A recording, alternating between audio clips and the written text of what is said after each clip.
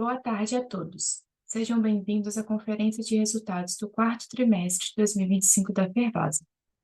Estarão participando conosco hoje Heron Albergaria, CFO e diretor de Relações com Investidores, Carlos Henrique Temporal, gerente de Relações com Investidores, além das equipes de RI e Contabilidade.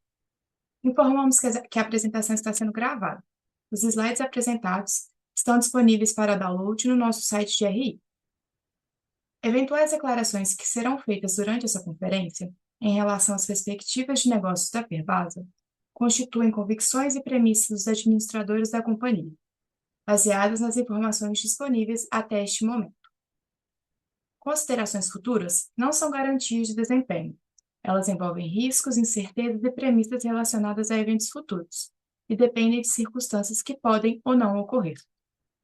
Condições econômicas gerais, dos setores de negócio em que a Ferbasa atua e outros fatores operacionais podem afetar o desempenho futuro da companhia. Orientamos que as perguntas sejam enviadas durante a apresentação, via ícone de Q&A, no botão inferior de sua tela. Após o encerramento da apresentação, daremos início à sessão de perguntas e respostas. Agora, gostaria de convidar Heron Albergaria para iniciar a apresentação.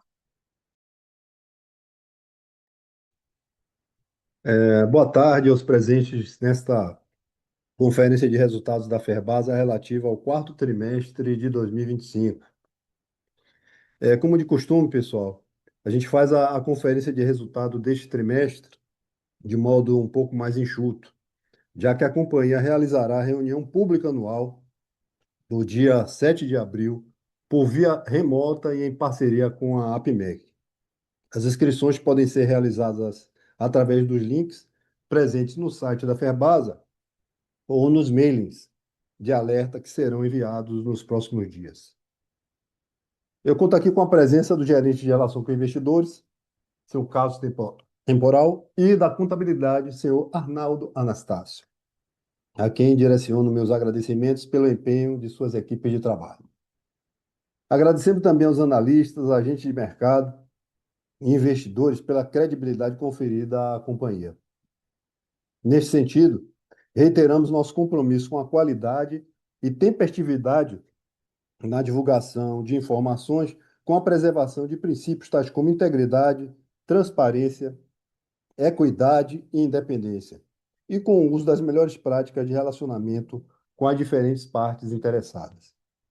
Por fim, faço uma menção ao Dia Internacional das Mulheres, ocorrido no último domingo, e em nome da companhia, agradeço em especial às ferbaseiras e ferbaseiros por sua dedicação na superação diária de desafios em suas atividades.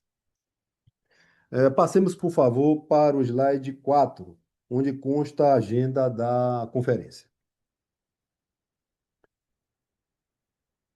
Iniciaremos indicando os destaques desse quarto trimestre de 2025. Depois comentaremos sobre o desempenho operacional e financeiro do Grupo Ferbasa. Na sequência, apresentaremos o painel sobre o mercado de capitais, indicando a evolução da liquidez da FESA 4 e o histórico de distribuição de proventos da companhia. Prosseguiremos com o panorama geral de mercado de ferroligas e siderúrgico. Em seguida, faremos uma breve atualização sobre o status das medidas protecionistas dos Estados Unidos, após a decisão recente da Suprema Corte Americana acerca do tarifaço. E encerraremos a conferência com a sessão de perguntas e respostas. Sigamos para o slide de número 5. Os destaques do resultado do quarto trimestre de 2025, quando comparado ao do terceiro trimestre do ano passado, são os seguintes. No último trimestre de 2025, o EBITDA ajustado atingiu 4,3 milhões de reais, diminuindo 91,5% em relação ao terceiro trimestre do ano passado. Mas o lucro líquido consolidado foi de quase 100 milhões de reais, avançando 117% sobre o trimestre anterior.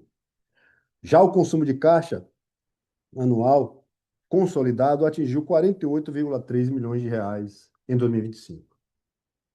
Na comercialização de ferroligas, tivemos um acréscimo de 14,8% no volume de vendas, com alta de 34,5% em exportações e de 1,2% no mercado nacional. Houve também a desvalorização de 2% no dólar médio praticado e certa estabilidade no preço médio em dólar das ferroligas. Na ótica operacional, a produção total de ferroligas manteve-se estável entre os trimestres.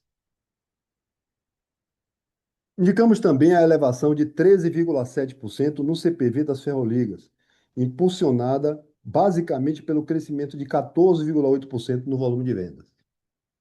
No âmbito do resultado financeiro, também comparando o quarto trimestre do ano passado com o terceiro, houve um avanço de 65,1% no período, devido ao aumento de 29,7% na receita financeira, como também pela diminuição de 43,1% na despesa financeira. Sobre os investimentos, realizamos 111,8 milhões de reais no trimestre, um aumento de 51,7% quando comparado ao terceiro trimestre de 2025. Finalmente, mantendo-se como pagadora regular de proventos, a companhia deliberou pela distribuição de 240 milhões de reais na forma de juros sobre capital próprio, com pagamento de aproximadamente 100 milhões em 2025 e de 140 milhões que estão agendados para junho de 2026. Estes fatores serão um pouco mais detalhados nos próximos slides. Sigamos para o slide de número 6.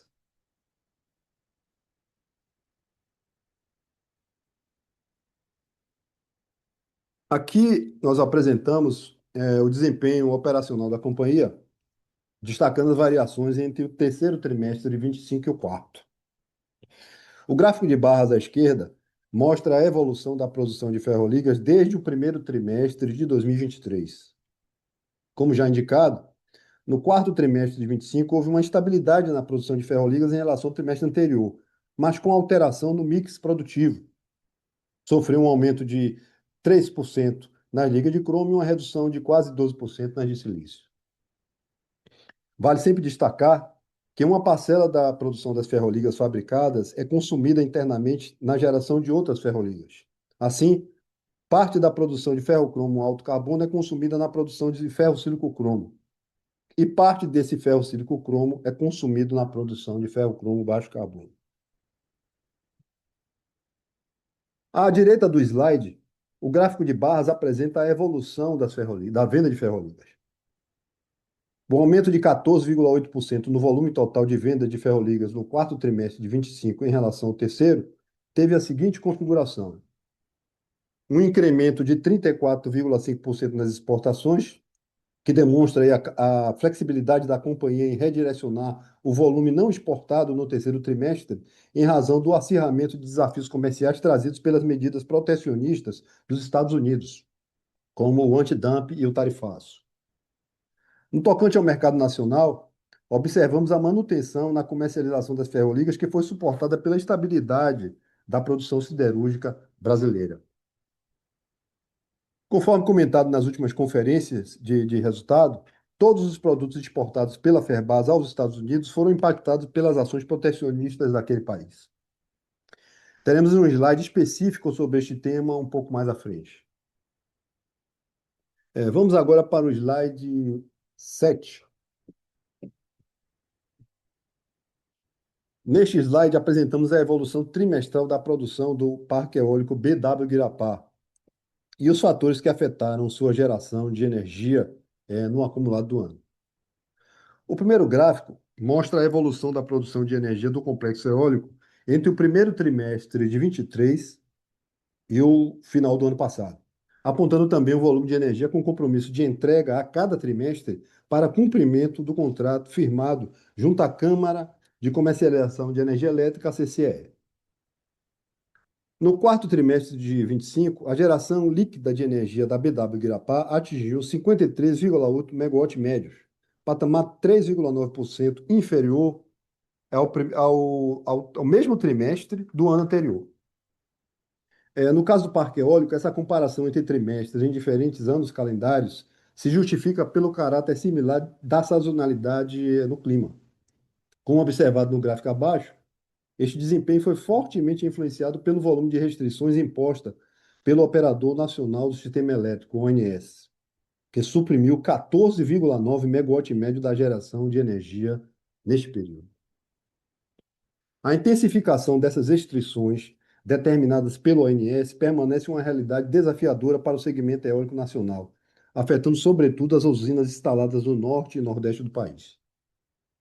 Visando mitigar esses efeitos, a companhia participou como associada de uma ação judicial coletiva da Abeólica contra as diretrizes da ANEEL, que regulam os cortes de geração. Além disso, a BW Guirapá moveu um processo individual contra a autarquia para preservar a companhia ante os efeitos financeiros dessas restrições. A tese está fundamentada no contrato firmado junto à CCE, que classifica a produção do complexo eólico de maneira exclusiva como energia de reserva. Sobre esse tema, ademais, o segmento eólico aguarda uma reunião específica a ser agendada pelo Ministério de Minas e Energia para tratar do termo de compromisso que foi proposto pelo próprio Ministério, pretendendo encerrar o passivo pretérito do chamado curtailment, que está relativo ao período de setembro de 2023 até novembro do ano passado. Tratando agora dos fatores gerenciáveis, eles tiveram menor participação no resultado no período e foram influenciados basicamente pela calibragem dos equipamentos que orientam os aerogeradores e por danos nas turbinas eólicas, em especial em seus gearbox. Passemos para o slide 8. Neste slide consta a evolução da receita líquida e da taxa de câmbio média praticada entre o primeiro trimestre de 23 e o quarto trimestre de 2025. As barras verdes identificam a receita líquida do grupo Ferbasa, exceto aquela do complexo eólico BW Guirapá, que encontra-se apresentado nas barras azuis. A receita líquida consolidada no quarto trimestre do ano passado foi de 602,6 milhões de reais, avançando 11,1% frente ao terceiro trimestre e acompanhando a elevação de 14,2% na receita com ferroligas. Este desempenho foi a combinação entre a alta de 14,8% no volume de vendas e de 1,5% no preço médio em dólar das ferroligas, mas com a desvalorização de 2% no dólar médio praticado. Vale ainda indicar que no quarto trimestre de 2025, a receita líquida consolidada foi em 54% oriunda da comercialização no mercado nacional e em 46% das exportações. Passemos agora para o slide 9. Veremos agora a evolução e a composição dos custos de produção das ferroligas. Observem a trajetória da produção das ferroligas de cromo e silício nos gráficos de barra e dos seus respectivos custos de produção nos gráficos de linha. Os gráficos de linha foram normalizados no primeiro trimestre de 24 e no acumulado de 2024, para possibilitar a avaliação de oscilação trimestral e anual. Na parte inferior do slide, apresentamos a composição de custos de produção do ferro-cromo alto carbono e do ferro-silício 75 em 2025, produtos que representam os maiores volumes de produção de ferroligas. Sobre a variação de custo de produção de ferroligas entre o ano de 2025 e o ano de 2024, é possível indicar a elevação de 13,1% no CPV das ferroligas decorre do aumento de 6,8% no volume de venda e de maiores custos de produção, especialmente com energia elétrica e com minério de cromo. O crescimento de 13,8% no custo da energia elétrica consumida pela metalurgia combinou o retorno aos patamares habituais da tarifa do contrato CHESF, que obteve uma redução expressiva em 2024, com o início do contrato de energia com benefício de autoprodução por equiparação e também com a estabilidade dos encargos setoriais em 2025. No ferro-cromo alto carbono, a elevação no custo de produção ocorreu em função de gastos incorridos com energia e minério de cromo, sendo este último impactado pelo ritmo de recuperação das reservas operacionais da mineração e por problemas com a disponibilidade de equipamentos no ano. Neste mesmo sentido, o custo do ferro-cromo baixo carbono cresceu em virtude de aumentos de custos com minério de cromo, energia elétrica e cal. Vale indicar que, em relação à operação de calcinação em Euclides da Cunha, os ajustes sobre a nova planta foram concluídos ao final de 2025. O ferro silício 75 também acusou efeitos sobre o custo de produção em virtude dos gastos com energia elétrica, como também devido ao menor volume de sua produção. Sigamos para o slide de número 10. Vamos abordar agora o desempenho financeiro da companhia. Apresentamos no gráfico a evolução da reserva financeira e do endividamento consolidado entre o primeiro trimestre de 23 e o quarto trimestre de 2025. Considerando caixa, equivalente de caixa e aplicações financeiras, a companhia consumiu um total de 48,3 milhões de reais de caixa em 2025, cujos fatores determinantes foram o resultado operacional de 403 milhões de reais, incluindo aí variações na necessidade de capital de giro, pagamento de juros e impostos. A otimização da estrutura de capital com a captação de recursos financeiros via Programa Brasil Soberano do governo federal, no montante de 200 milhões de reais. A amortização dos ACCs no valor de 237 milhões de reais. O desembolso de 30 milhões de reais em CAPEX. Adicionalmente, houve também o desembolso de 16,3 milhões para a empresa coligada Bahia Minas Bioenergia e de 9 milhões de reais para a BW Guirapá, ambos no primeiro trimestre do ano passado. Temos também o pagamento de aproximadamente 100 milhões de reais de juros sobre capital próprio, dentre o total de 240 milhões deliberados em 2025 para distribuição de proventos. Por fim, encerramos o ano com uma reserva financeira consolidada de 1 bi e 85 milhões de reais, ante uma dívida consolidada de 367 milhões de reais. Portanto, com uma posição líquida de caixa de 718 milhões de reais. Passemos agora para o slide o de número 11.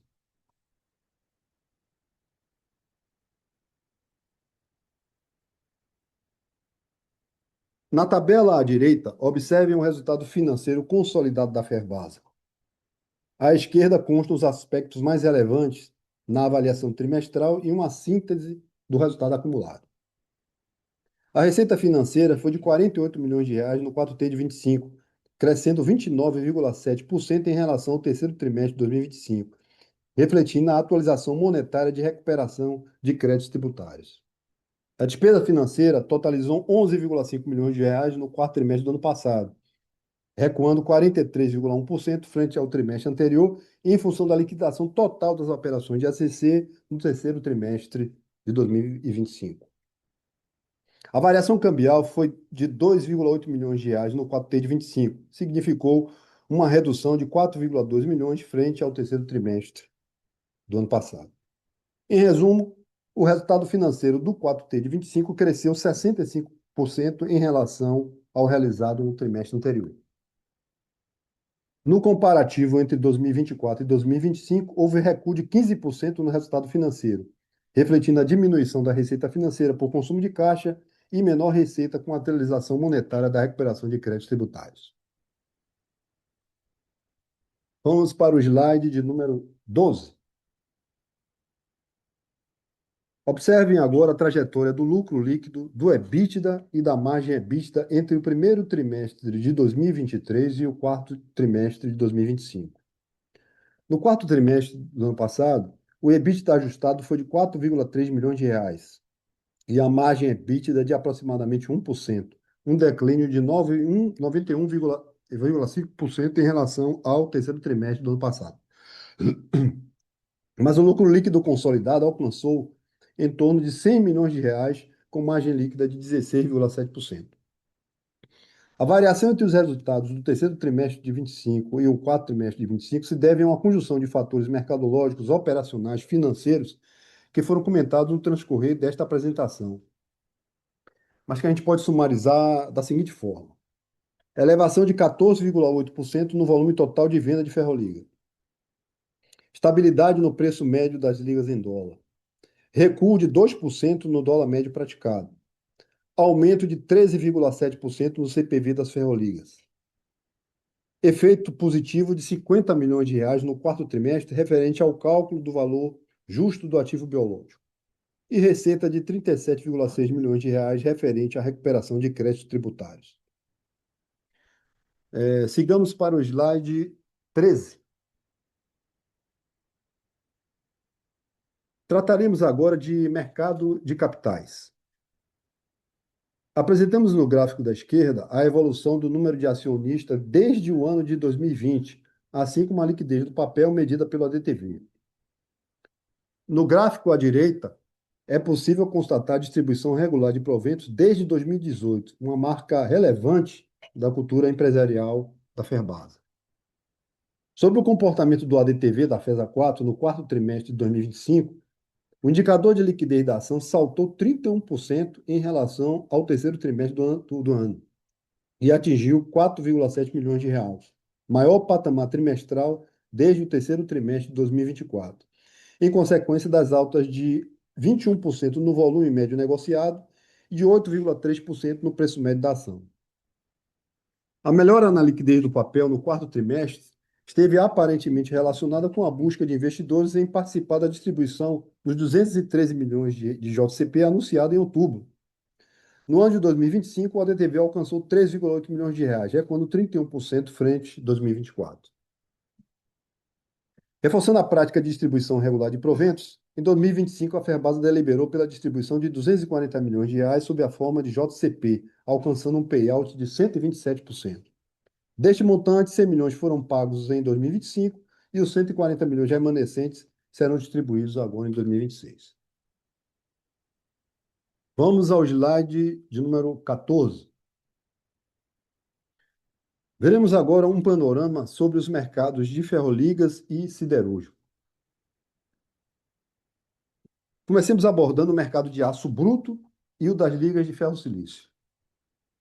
No gráfico de barras à esquerda, e de acordo com dados da World Steel Association, a WSA, a produção mundial de aço bruto recuou 2,2% entre o terceiro trimestre de 25 e o quarto trimestre do ano passado.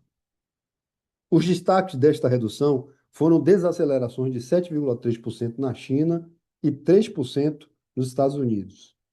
Não obstante, vale indicar que os melhores desempenhos entre os maiores produtores mundiais foram Europa e Índia, cujas produções avançaram 6,5% e 2,4%, respectivamente.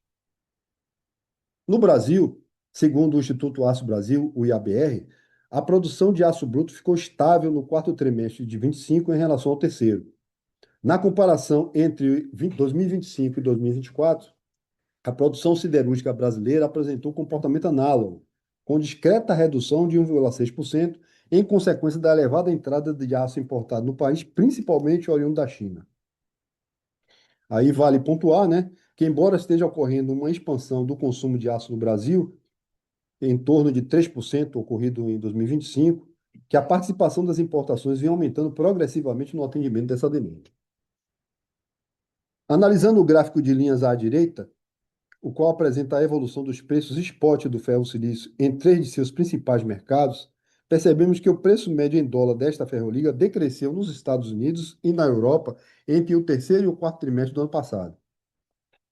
Essas reduções evidenciam a resiliência dos Estados Unidos aos efeitos das barreiras comerciais em vigor desde o segundo trimestre de 2025 e o subsequente redirecionamento da oferta de ferro-silício para a Europa. Na China, mesmo sob pressão de custos com redutores, observamos a manutenção do preço do ferro-silício 75. Por favor, vamos ao slide 15. Vejamos agora o comportamento dos mercados de aço inoxidável e de ferro-cromo. De acordo com o gráfico de barras à esquerda, no quarto trimestre de 2025, estima-se ter ocorrido alta de 1,7% na produção mundial de aço inoxidável em relação ao terceiro trimestre do ano passado, puxada aí pelo crescimento de 3,5% na produção da China. No mesmo período, a Europa registrou avanço de 13% na produção de aço inox, enquanto nos Estados Unidos houve uma diminuição de 17%. No Brasil, as estimativas apontam para a manutenção na produção de aços inoxidáveis no quarto trimestre de 2025. Já em relação ao acumulado de 2024, a produção de inox no Brasil avançou 13% no ano passado. No gráfico da direita, percebemos a evolução do preço spot do ferro-cromo alto carbono nos Estados Unidos, na Europa e na China. O preço médio do ferro-cromo alto carbono recuou discretamente na China entre o terceiro trimestre e o quarto trimestre do ano passado, impactado pelo crescente nível de produção local. Em 2025, as estimativas apontaram uma retração do estoque global de ferrocromo por conta do crescimento da produção dos aços inoxidáveis na China e da diminuição na produção de ferrocromo alto carbono, basicamente associada à África do Sul, algo que não era percebido desde o ano de 2020. Neste mesmo período, o preço médio do ferrocromo se elevou na Europa e se manteve estável nos Estados Unidos. Passemos ao slide 16.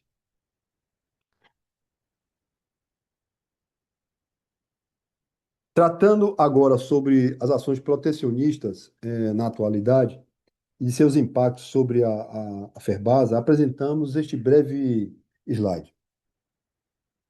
Em 20 de fevereiro de 2026, a Suprema Corte dos Estados Unidos declarou o tarifaço adotado pelo governo americano como inconstitucional, extinguindo a tarifa recíproca de 10% que impactava o ferro-silício e a tarifa exclusiva para o Brasil de 40% que incidiu sobre o ferro-silício e ferrocromo.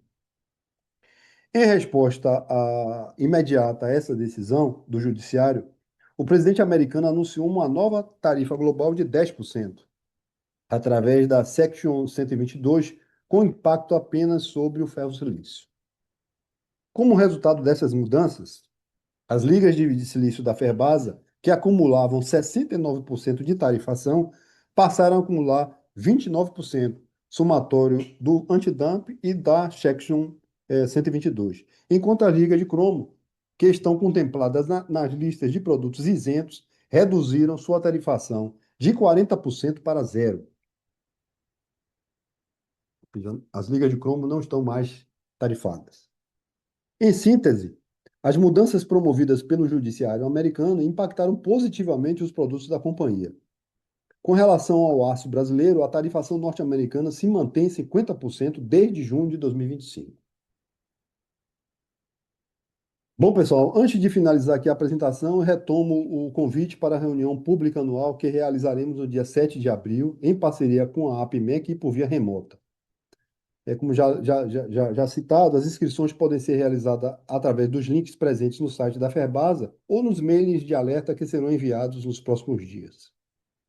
Vai ser aí um enorme prazer poder contar com a presença de vocês nesta oportunidade de interação com o mercado. Nos colocamos agora à disposição para a sessão de perguntas e respostas. Obrigado. Reforçamos que as perguntas sejam enviadas via ícone de Q&A.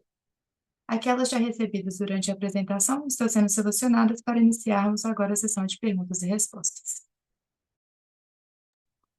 Diana, vou aproveitar temporal, participação de temporal. Se tiver alguma questão para a gente responder, temporal, por favor, assuma aí. Heron, boa tarde a todos. De fato, aqui a gente já tem um questionamento aqui dos nossos, do mercado. A pergunta é sobre as tarifas e sobre as ações protecionistas. A pergunta, com a revogação das tarifas pela Corte Americana no último do último dia 20, gostaria de saber se a Ferbasa seria uma das empresas beneficiadas. E no caso das ações protecionistas na Europa, se tem alguma atualização? Eu acho que a pergunta chegou, talvez eu não tenha guardado esse último slide, né, que a gente já comenta sobre. Mas, em síntese, é um assunto importante, e sobre a mudança do judiciário americano, conforme comentado com o Heron, as mudanças elas foram positivas, né, para os produtos da companhia, e matematicamente, né, o resultado da revogação das tarifas, as ligas de silício da Ferbasa, elas acumulavam 69% de sobretarifação e elas passam a acumular 29%, 40 pontos percentualmente. E as ligas de cromo, elas eram sobretarifadas em 40% e passam a ser incluídas, né, na lista de produtos isentos, portanto, uma tarifa zero. Então, o mercado americano que até então esteve praticamente fechado, né, para os produtos da Ferbasa. Essa nova mudança, né, ela configura, sem dúvida, uma condição mais favorável, né, para os produtos da companhia. E com relação à Europa, são basicamente dois pontos, né, que nós também já vimos, já estamos comunicando já desde dos trimestres passados, e vale a pena revisitar. Nós temos um bom texto no nosso relatório de administração que fala sobre ambos.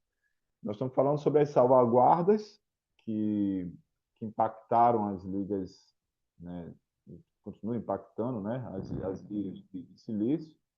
A Europa, ela impôs cotas de importação por países.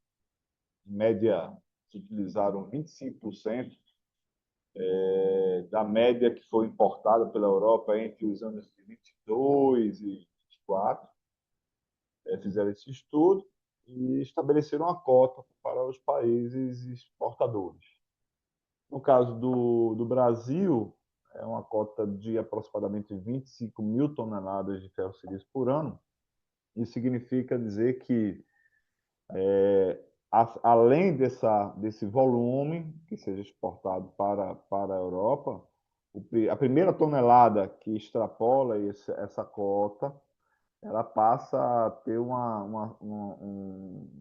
preço mínimo para entrar, é um preço de 2.400 euros, aproximadamente, por tonelada, que deverá ser pago na alfândega europeia. É muito provável que isso também pressione os preços, também de forma positiva para a companhia. E, de forma geral, para o mercado de ferro-silício. O outro ponto importante da Europa, além das salvaguardas, é o CBAM, que é um mecanismo de ajuste de carbono, ainda está ainda buscando melhores entendimentos, e que afetam apenas, vão impactar apenas as ligas de cromo, e basicamente as empresas autorizadas, que é o caso da Ferbasa, a exportar para a Europa, elas pagarão uma tarifa com base nas emissões emitidas, né, nas emissões de carbono que foram emitidas. Então, todo o volume exportado agora em 2026, né, essa base será uma base, inclusive, auditada de emissão de carbono. Em 2027 vai chegar uma cobrança com relação a essas tarefas. Ainda está buscando entendimento, não só o Brasil, mas outros países também. Mas nossa área comercial está trabalhando, né, nesse novo cenário recente. E com certeza nós da Relações com Investidores estaremos informando ao mercado gradativamente com informações mais concretas. Tá bom? É isso, Aaron. Reforçamos que as perguntas sejam enviadas via ícone de Q&A. Perfeito, Ana. Tem uma questão aqui de Fernando Oliveira. Boa tarde. A companhia mostra há anos um slide de ITR com valor adicionado por tipo de participante, onde o valor econômico gerado para os empregados e governo sobe continuamente. Contudo, para os acionistas, esse valor decresce continuamente. Na lógica empresarial, aquele que arrisca o capital, o sócio deveria ser melhor remunerado do que qualquer pessoa. Porque a companhia não olha para o minoritário com a devida atenção. Há anos existe um caixa aplicado em CDBs, sem nenhuma destinação, pagando imposto sem sentido. Por que não devolver este capital para o minoritário via dividendos? Não seria melhor fechar o capital da empresa ao invés de ser listado? Obrigado. Várias questões aqui na sua pergunta, Fernando. Eu posso dizer o seguinte, que do mesmo jeito que a Febasa realmente mantém uma distribuição regular ao longo do tempo, ela também não tem feito chamadas de capital, porque a opção empresarial da companhia é de fazer investimentos estratégicos em maior parte, com capital próprio, assim como foi o último movimento relevante da empresa, que foi em 2018, a aquisição do Parque Eólico. Então, nas últimas apresentações públicas, a gente já vem sinalizando que a companhia está se debruçando sobre um novo movimento estratégico a fazer, né? Tanto na metalurgia como na área florestal e também nas áreas de mineração. E por conta disso, esse caixa que foi acumulado, que você se refere, ele foi acumulado basicamente nos anos de 21 e 22. Ele não é tão antigo assim, né? E é quando começou a amadurecer a ideia de fazer um novo movimento de investimento estratégico na companhia, ela está se preparando para isso. Algo já foi feito em termos de floresta, né? Aquisição de terra, construção de fornos de carbonização, e está sendo pensado algo realmente relevante na área de metalurgia, que assim que tiver definido, a gente vai noticiar, ok? Em relação ao fechamento de capital, não tem esse assunto na mesa, né? Esse assunto não está na mesa, a companhia está satisfeita com o nível de governança que tem, isso traz uma robustez aos nossos controles e a cobrança do mercado que você está ajudando a fazer aqui, que nos ajuda bastante em termos de gestão. Muito obrigado mesmo por sua pergunta. Não havendo mais perguntas, retornamos a palavra ao palestrante para considerações finais. Bom, pessoal, em nome da Companhia de Ferro-Ligas da Bahia, e aos que nos acompanharam durante esta teleconferência de resultado do quarto trimestre de 2025, nós agradecemos a todos. Aproveito a oportunidade e envio um obrigado especial às ferbaseiras e aos ferbaseiros, por todo o seu empenho dedicado na manutenção da competitividade e da cultura empresarial particular desta companhia. Responderemos por e-mail a todos os questionamentos que, porventura, não tenham sido aqui mencionados e também nos colocamos à disposição através dos nossos canais de RI. Muito obrigado e um abraço a todos. A conferência da Ferbasa está encerrada.